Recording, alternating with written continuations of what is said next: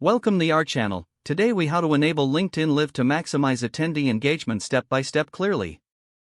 To enable LinkedIn Live, start by logging into your LinkedIn account. Navigate to the LinkedIn Live page.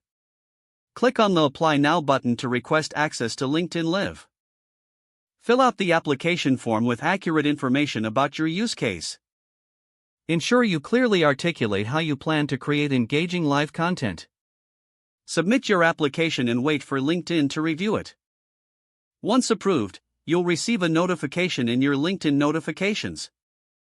Install a broadcasting tool that supports LinkedIn Live, such as OBS Studio, StreamYard, or Restream.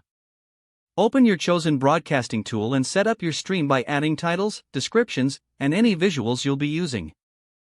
Link your broadcasting tool to your LinkedIn account by entering your stream key and URL. Schedule your LinkedIn Live event to notify your audience in advance.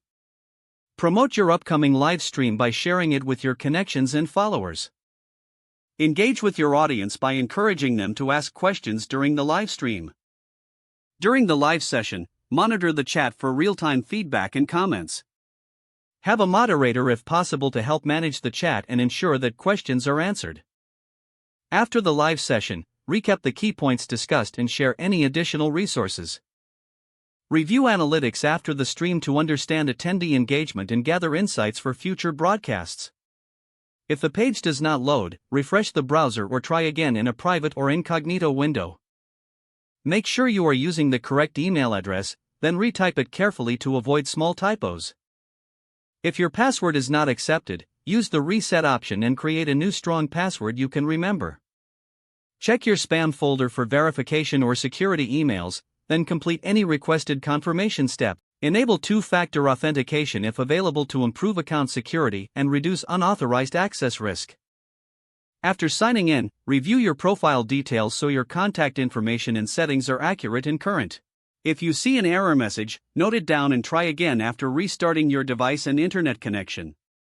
Log out when you finish, especially on shared devices, to keep your account and payment information secure. If the page does not load, refresh the browser or try again in a private or incognito window. Make sure you are using the correct email address, then retype it carefully to avoid small typos. If your password is not accepted, use the reset option and create a new strong password you can remember. Don't forget to like this video and subscribe to our channel for more step-by-step tech guides.